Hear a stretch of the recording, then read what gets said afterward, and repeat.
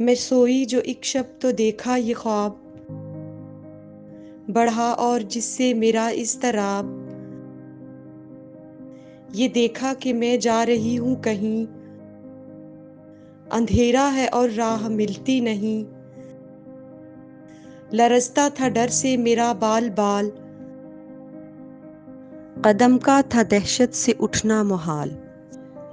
जो कुछ हौसला पाके आगे बढ़ी तो देखा कतार एक लड़कों की थी, ज़मरुद सी पोशाक पहने हुए, दिए सबके हाथों में जलते हुए।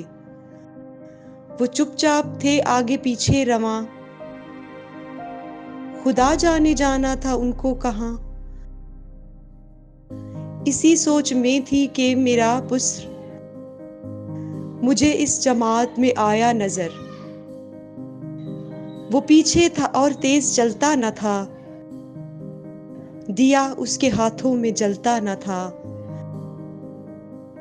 कहा मैंने पहचान कर मेरी जान, मुझे छोड़कर आ गए तुम कहाँ।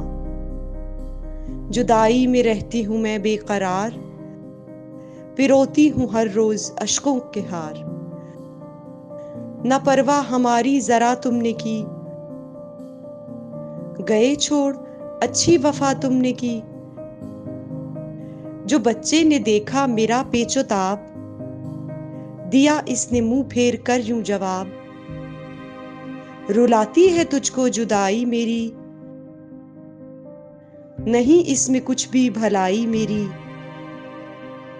ये कहकर वो कुछ देर तक चुप रहा, दिया फिर दिखा के ये कहने लगा।